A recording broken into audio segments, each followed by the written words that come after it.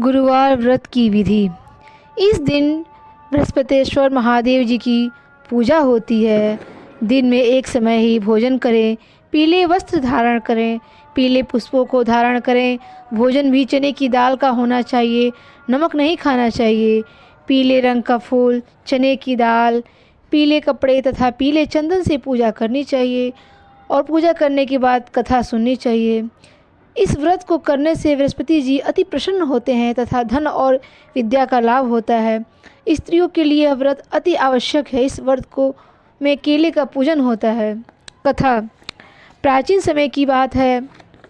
भारत में एक राजा राज्य करता था। वह बड़ा प्रतापी तथा दानी था।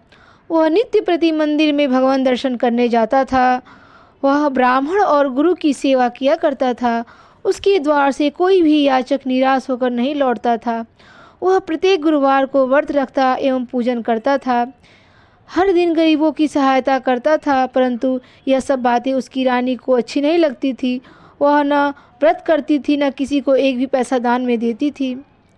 वह राजा से भी ऐसा करने को मना किया करती थी। एक समय की बात है, राजा शिकार खेलने वन को चले गए। घर पर रानी और दासी थी। उस समय गुरु बृहस्पति साधु का रूप धारण कर राजा के दरवाजे पर भिक्षा मांगने आए। साधु ने राजा से भिक्षा मांगी तो वह कहने लगी, हे साधु महाराज, मैं इस दान और पुण्य से तंग आ गई हूँ। इस कार्य के लिए तो मेरे पतिदेव ही बहुत हैं। अब आप ऐसी कृपा करें कि सारा धन नष्ट हो जाए तथा मैं आराम से रह सकूं। साधु रूपी बृहस्पति देव ने कहा, हे देवी, तुम बड़ी विचित्र हो। संतान और धन से कोई दुखी नहीं होता, इसको सभी चाहते हैं। पापी भी पुत्र और धन की इच्छा करता है। अगर तुम्हारे पास धन अधिक है तो भूखे मनुष्यों को भोजन कराओ, प्याऊ लगवाओ, ब्राह्मणों को दान दो, धर्मशालाएं बनवाओ, कुआं, तालाब, बावड़ी, बाग बगीचे आदि का निर्माण कराओ तथा निर्धनों की कुंवारी कन्याओं का विवाह कराओ, साथ ही यज्ञ भी कराओ। इस प्रकार के कर्मों से आपके कुल का और आपका नाम लोक परलोक में सार्थक होगा। तुम्हें भी स्वर्ग की प्राप्ति होगी। परंतु रानी साधु की इन बातों से खुश नहीं हुई। उसने कहा, हे साधु महाराज, मुझे ऐसे धन की आवश्यकता नहीं जिसको मैं अन्य लोगों को दान देती फिरूं तथा जिसको रखने और संभालने में मेरा सारा समय नष्ट हो जाए। साधु ने कहा, हे देवी, यदि तुम ऐसी इच्छा है तो जैसा मैं तुम्हें बताता हूँ तुम वैसा ही करना। बृहस्पतिवार के दिन घर आंगन को गोबर से लीपना, अपने केसों को पीली मिट्टी से धोना, केसों को धोते समय स्नान करना, राजा से कहना वो हजामत करवाएं, भोजन में मांस मदिरा खाना, कपड़े धोबी की यहाँ धुलने देना। इस प्रकार 7 बृहस्पतिवार करने से तुम्हारा सारा धन नष्ट हो जाएगा। यह कहकर साधु महाराज रूपी बृहस्पति देव अंतर्ध्यान हो गए। रानी ने साधु के कहने के अनुसार 7 बृहस्पतिवार तक वैसा ही करने का विचार किया। साधु के बताए अनुसार कार्य करते हुए केवल 3 बृहस्पतिवार ही बीते थे कि उसकी समस्त संपत्ति नष्ट हो गई। भोजन के लिए दोनों समय परिवार तरसने लगा तथा सांसारिक भोगों से दुखी रहने लगा। तब राजा रानी से कहने लगे कि हे रानी, तुम यहाँ पर रहो, मैं दूसरे देश को जाता हूँ, क्योंकि यहाँ पर मुझे सभी लोग जानते हैं, इसलिए मैं यहाँ पर कोई काम नहीं कर सकता। अब मैं परदेश जा रहा हूँ, वहाँ कोई काम धंधा करूँगा, शायद हमारे भाग्य बदल जाएं। ऐसा कहकर राजा परदेश चले गए। वह वहाँ जंगल से लकड़ी काट कर लाते और शहर में बेचते। इस तरह जीवन व्यतीत करने लगे। इधर राजा के बिना रानी और दासी दुखी रहने लगी। किसी दिन भोजन मिलता और किसी दिन जल भी पीकर रह जाती। एक समय रानी और दासी को 7 दिन बिना भोजन के व्यतीत करने पड़े तो रानी ने अपनी दासी से कहा, हे दासी, यहाँ पास के नगर में ही मेरी बहन रहती है। वह बड़ी धनवान है। तू उसके पास जा और वहाँ से 5 सेर बेजर मांग के लेके आ, जिससे कुछ समय के लिए गुजारा हो जाए। दासी रानी की बहन के पास गई। रानी की बहन उस समय पूजा कर रही थी। बृहस्पतिवार का दिन था। दासी ने रानी की बहन से कहा, हे रानी, मुझे आपकी बहन ने भेजा है, मुझे 5 सेर बेजर दे दो। दासी ने यह बात अनेक बार कही, परंतु रानी की बहन ने कोई उत्तर नहीं दिया, क्योंकि वह उस समय बृहस्पतिवार व्रत की कथा सुन रही थी। जब दासी को रानी की बहन से कोई उत्तर नहीं मिला तो वह बहुत दुखी हुई। उसे क्रोध भी आया और वह लौटकर रानी से बोली, हे रानी, आपकी बहन बहुत ही घमंडी है, वह छोटे लोगों से बात भी नहीं करती। मैंने उससे कहा तो उसने कोई उत्तर नहीं दिया। मैं वापस चली आई। रानी बोली, हे दासी, इसमें इसका कोई दोष नहीं है। जब बुरे दिन आते हैं तो सब कोई सहारा नहीं देता। अच्छे बुरे का पता विपत्ति में ही लगता है। जो ईश्वर की इच्छा होगी वही होगा। यह सब हमारे भाग्य का दोष है। उधर रानी की बहन ने सोचा कि मेरी बहन की दासी आई थी, परंतु मैं उससे नहीं बोली, इससे वो बहुत दुखी हुई होगी। अतः कथा सुन और विष्णु भगवान का पूजन समाप्त कर वो अपनी बहन के घर आई और कहने लगी, हे बहन, मैं बृहस्पतिवार व्रत की कर रही थी, तुम्हारी दासी हमारे घर आई थी, परंतु जब तक कथा होती है तब तक हम लोग ना उठते हैं ना बोलते हैं, इसलिए मैं नहीं बोली। कहो दासी, क्यों गई थी? रानी बोली, बहन, हमारे घर अनाज नहीं था। वैसे तुमसे कोई बात छिपी नहीं है, इस कारण मैंने दासी को तुम्हारे पास 5 सेर बेझर के लेने के लिए भेजा था। रानी की बहन बोली, बहन देखो, बृहस्पति देव भगवान सबकी मनोकामना को पूर्ण करते हैं। देखो, शायद तुम्हारे घर में भी अनाज रखा हो। यह सुनकर दासी घर के अंदर गई तो वहाँ उसे एक बड़ा सा बेझर का घड़ा मिला। उसे बड़ी हैरानी हुई, क्योंकि उसने एक एक बर्तन देख लिया था। उसने बाहर आकर रानी को बताया। दासी अब अपनी रानी से कहने लगी, हे रानी देखो, वैसे हमको जब अन्न नहीं मिलता तो हम रोज़ ही व्रत करते हैं। अगर इनसे इस व्रत की विधि और कथा पूछ ली जाए तो हम भी कर लिया करेंगे। दासी के कहने पर रानी ने अपने बहन से बृहस्पतिवार व्रत के बारे में पूछा। उसकी बहन ने बताया, हे रानी बहन, बृहस्पतिवार को सूर्य उदय से पूर्व उठकर स्नान करके बृहस्पतिवार व्रत करना चाहिए, लेकिन उस दिन सिर नहीं धोना चाहिए। बृहस्पतिवार के व्रत में चने की दाल और मुनक्के से विष्णु भगवान की केले के वृक्ष की जड़ से पूजन करें तथा दीपक जलावें। उस दिन एक ही समय भोजन करें। भोजन पीले खाद्य पदार्थ का करें तथा कथा सुने। इस प्रकार करने से गुरु भगवान प्रसन्न होते हैं, अन्न पुत्र धन देते हैं। इस तरह व्रत और पूजन की विधि बताकर रानी की बहन अपने घर लौट गई। रानी और दासी दोनों ही निश्चय किया कि वे बृहस्पति देव भगवान का पूजन जरूर करेंगी। 7 दिन बाद जब बृहस्पतिवार आया तो उन्होंने व्रत रखा। घुड़साल में जाकर चना और गुड़ बीन लाई तथा उसकी दाल से केले की जड़ में विष्णु भगवान का पूजन किया। अब भोजन कहाँ से आवे? दोनों बड़ी दुखी हुई, परंतु उन्होंने व्रत किया था, इस कारण बृहस्पति देव भगवान प्रसन्न थे। वे एक साधारण व्यक्ति के रूप में 2 थालों में सुंदर पीले भोजन लेके आए और दासी को देकर बोले, हे दासी, यह भोजन तुम्हारे और रानी के लिए है, तुम दोनों करना। दासी भोजन पाकर बड़ी प्रसन्न हुई और रानी से बोली, रानी जी, भोजन कर लो। रानी को भोजन आने के बारे में कुछ पता नहीं था, इसलिए वो दासी से बोली, जा तू ही भोजन कर, क्योंकि तू हमारी व्यर्थ में हंसी उड़ाती है। दासी बोली, एक व्यक्ति अभी भोजन दे गया है। रानी कहने लगी, वह भोजन तेरे लिए दे गया है, तू ही भोजन कर। दासी ने कहा, वह व्यक्ति हम दोनों के लिए 2 थालों में भोजन दे गया है, इसलिए मैं और आप दोनों ही साथ साथ भोजन करेंगे। फिर दोनों ने गुरु भगवान को नमस्कार कर भोजन प्रारंभ किया।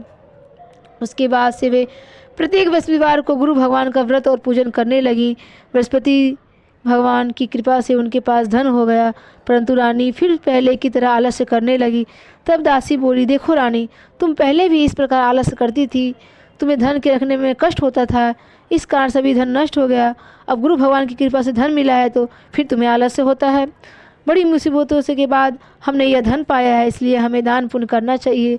तुम भूखे मनुष्यों को भोजन कराओ, प्याऊ लगाओ, ब्राह्मणों को दान दो, कुआं, तालाब, बावड़ी आदि का निर्माण कराओ, मंदिर, पाठशाला बनवाकर दान दो, कुंवारी कन्याओं का विवाह कराओ, धन को शुभ कार्यों में खर्च करो, जिससे तुम्हारे कुल का यश बढ़े तथा स्वर्ग प्राप्त हो और पितृ भी प्रसन्न हो। दासी की बात मानकर रानी ने इस प्रकार के कर्म करने प्रारंभ किए, जिससे उनका काफ़ी यश फैलने लगा। एक दिन रानी और दासी आपस में विचार करने लगे कि न जाने राजा किस दशा में होंगे, उनकी कोई खोज खबर नहीं है।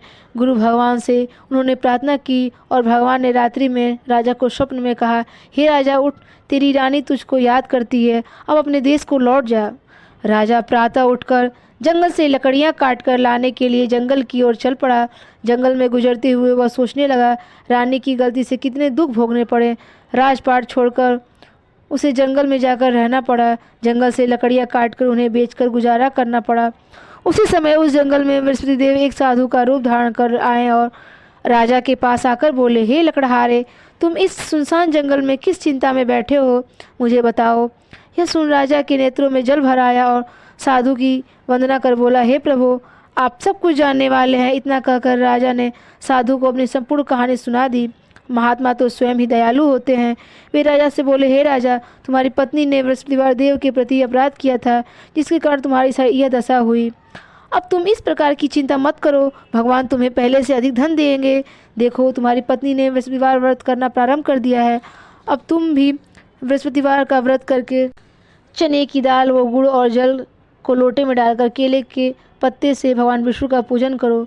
फिर कथा सुनो या सुनाओ, भगवान तुम्हारी सब मनोकामना को पूर्ण करेंगे। साधु को प्रसन्न देखकर राजा बोले, हे प्रभु, मुझे लकड़ी बेचकर इतना पैसा नहीं बचता जिससे भोजन करके उपरांत कुछ बचा सकूं। मैंने रात्रि में अपनी रानी को व्याकुल देखा है। मेरे पास कोई साधन नहीं जिससे समाचार जान सकूं। फिर मैं बृहस्पतिवार को कौन सी कहानी कहूँ या सुनूं, मुझको तो कुछ भी नहीं मालूम। साधु ने कहा, हे राजा, तुम किसी बात की चिंता मत करो। बृहस्पतिवार के दिन तुम रोजाना की तरह लकड़ियाँ लेकर शहर में जाओ।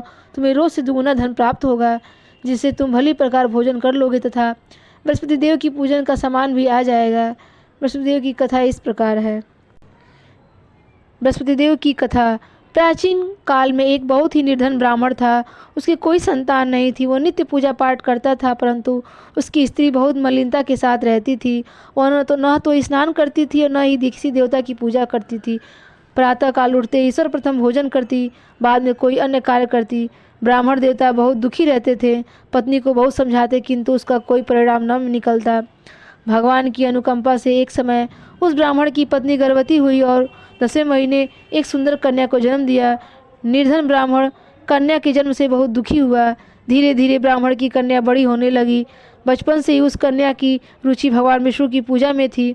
वह प्रातः उठते ही स्नान आदि करके भगवान विष्णु की पूजा करके मंदिर में जाती थी। बृहस्पतिवार के व्रत को करके विधिपूर्वक पूजा पाठ करती थी। पूजा पाठ के बाद वह पढ़ने के लिए पाठशाला जाती थी। घर से चलते हुए वह एक मुट्ठी जौ साथ लेकर जाती और पाठशाला के रास्ते में थोड़े थोड़े जौ गिराती जाती। जब वह पाठशाला से घर लौटती तो जौ के वह दाने सोने में बदलते हुए मिलते थे। लड़की सभी सोने के दानों को बीन लाती थी। एक दिन जब वो सोने के दानों को साफ कर रही थी तो उसकी माँ ने कहा, बेटी, सोने के दाने साफ करने के लिए सोने का सूप भी होना चाहिए। अगले दिन बृहस्पतिवार था। उसने भगवान बृहस्पतिदेव की पूजा करते हुए प्रार्थना की, हे भगवान, यदि मैं आपका व्रत विधिवत किया हो तो मुझे सोने का सूप दे दो। भगवान बृहस्पतिदेव ने उसकी मनोकामना पूर्ण करने का वचन दिया। पाठशाला से लौटते समय उसने रास्ते में सोने का सूप पड़ा हुआ मिला। घर लौटकर सोने का सूप अपनी माँ को दिखाकर वह सोने के दाने साफ करने लगी। उसी समय नगर का राजकुमार उसके घर के पास से गुजरा। उस सुंदर लड़की को सोने के सूप में जौ साफ करते देख राजकुमार उस पर मोहित हो गया। महल में लौटकर राजकुमार ने राजा से उस लड़की के विवाह करने की इच्छा प्रकट की तो राजा ने ब्राह्मण को महल में बुलाकर राजकुमार से उसकी लड़की की विवाह की बात कही। ब्राह्मण तैयार हो गया। धूमधाम से उस लड़की का विवाह राजकुमार से हो गया। दुल्हन बनकर ब्राह्मण की लड़की महल में चली गई। लड़की के चले जाने के बाद ब्राह्मण फिर से निर्धन हो गया। उसे कई कई दिन भोजन नहीं मिलता था। बहुत दुखी होकर ब्राह्मण का एक दिन अपनी लड़की के पास गया। अपने पिता से निर्धनता का समाचार सुनकर उसे बहुत सा धन देकर पिता को विदा किया। उस धन से ब्राह्मण के कुछ दिन तो आराम से गुजर गए, लेकिन जल्दी फिर भूख मरने की हालत आ गई। ब्राह्मण अपनी लड़की से धन लेने के लिए फिर महल में पहुंचा। लड़की ने पिता को बुरी हालत देखकर कहा, पिताजी, आखिर आप कब तक मुझसे धन लेकर जीवन यापन करेंगे? आप कोई ऐसा उपाय करो, क्यों नहीं करते जिससे आपका धन संपत्ति से घर भर जाए। ब्राह्मण ने कहा, मैंने तेरी माँ को बहुत समझा लिया, पर उसकी समझ में कुछ नहीं आता। उसका फूहड़पन नष्ट हो तो घर की निर्धनता भी दूर हो जाए। तब कुछ सोचकर लड़की ने पिता से कहा, पिताजी, आप कुछ दिनों के लिए माँ को मेरे पास छोड़ जाओ। तब कुछ सोचकर ब्राह्मण पत्नी को लड़की के पास महल में छोड़ आया। लड़की ने अपनी माँ से कहा, माँ, तुम कल प्रातः उठकर स्नान आदि करके भगवान बृहस्पतिदेव की पूजा अवश्य करना। पूजा करने से तुम्हारी निर्धनता अवश्य दूर हो जाएगी। लेकिन उसकी माँ ने उसकी कोई बात नहीं मानी। तब क्रोधित होकर लड़की ने अपनी माँ को एक रूम में बंद कर दिया। सूर्योदय के समय माँ को उठाकर जबरदस्ती उसे स्नान कराया और फिर मंदिर में ले आकर भगवान वसुदेव की पूजा कराई। कुछ दिनों तक ऐसा करने से माँ की बुद्धि में परिवर्तन हुआ और वह स्वयं बृहस्पतिवार का व्रत करने रखने लग गई। उसके व्रत करने से ब्राह्मण के घर में भगवान विष्णु की अनुकंपा से धन की वर्षा होने लगी। दोनों पति पत्नी धन संपत्ति पाकर आनंद पूर्वक जीवन यापन करते हुए विष्णु भगवान के धाम को चले गए। लकड़हारा बने राजा ने उस साधु से भगवान वसुदेव की यह कथा सुनकर बृहस्पतिवार का व्रत करके भगवान विष्णु की पूजा की। उस दिन से उसके सभी कलेश दूर हो गए। लेकिन अगले बृहस्पतिवार को कामकाज में अधिक व्यस्त होने के कारण उसने भगवान वसुदेव की व्रत नहीं किया। भगवान वसुदेव लकड़हारे से क्रोधित हो गए और उसे भूल की सजा दी। उस दिन नगर के राजा ने नगर में घोषणा करके सबको सूचित किया, प्रत्येक नागरिक मेरे महल में भोजन करने आए, जो नहीं आएगा उसे अपराधी मानकर भारी दंड दिया जाएगा। लकड़हारा बड़े राजा ने उस नगर के राजा की घोषणा तो सुनी, लेकिन जंगल से लकड़ी काटकर लाने और बेचने के देर हो जाने के कारण वह समय पर महल में भोजन करने नहीं जा सका। अतः राजा के सैनिक लकड़हारे को पकड़कर महल में ले गए। राजा ने उसे महल के एक कक्ष में बैठाकर भोजन कराया। उस कक्ष में एक खूंटी पर रानी का सोने का हार टंगा हुआ था। लकड़हारा अकेला उस कक्ष में भोजन कर रहा था। तभी उसने एक आश्चर्यजनक घटना घटती देखी। देखते ही देखते वो खूंटी से हार गायब हो गया।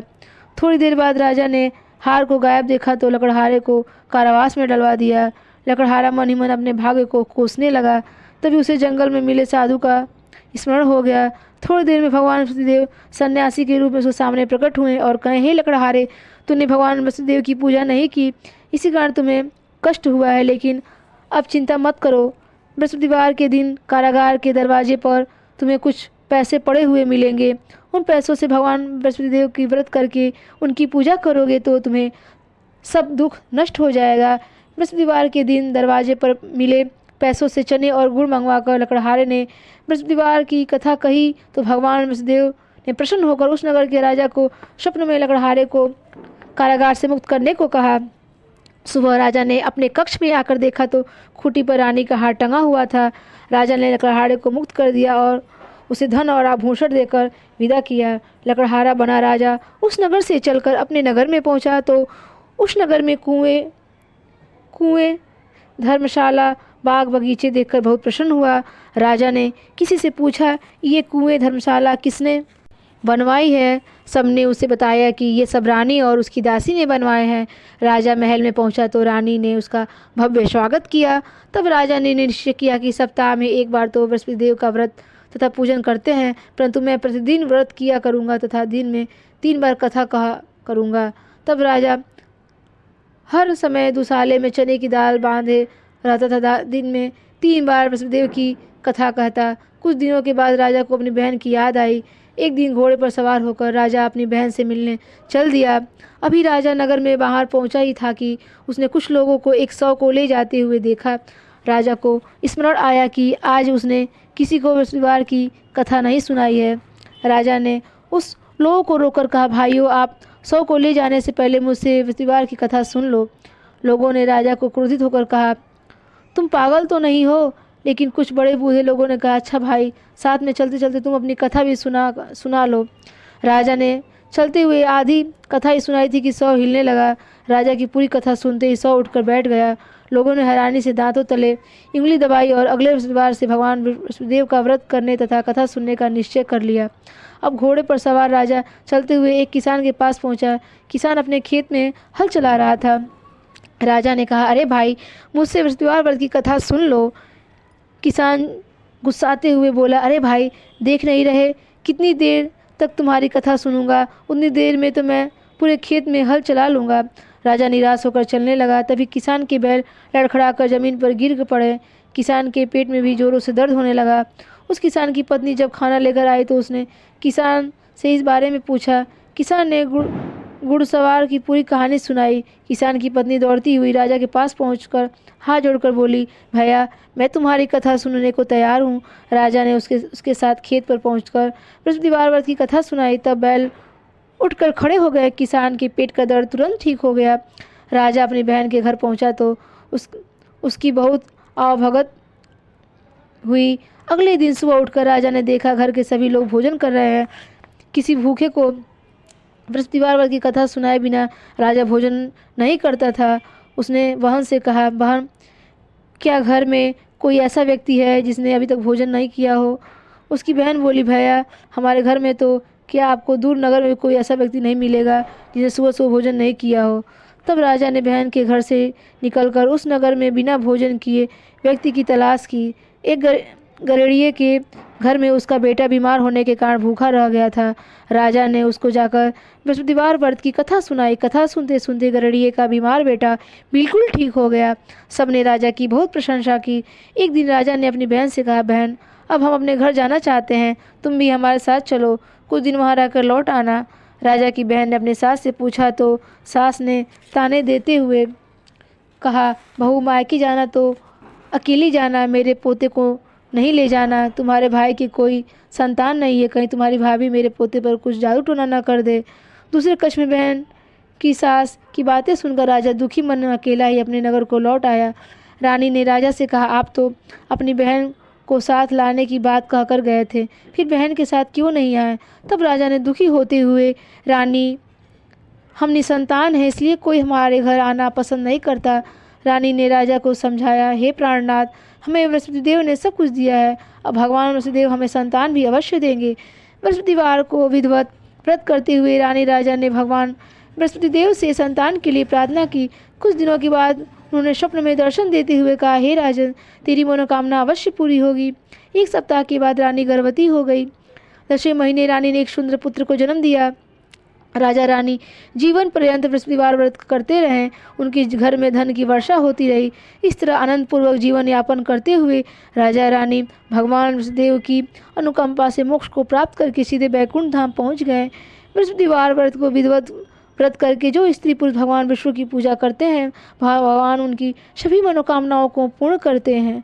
यह कथा आपको कैसी लगी कमेंट करके ज़रूर बताएं और हमारे चैनल पर नए हैं तो प्लीज़ लाइक और सब्सक्राइब करें।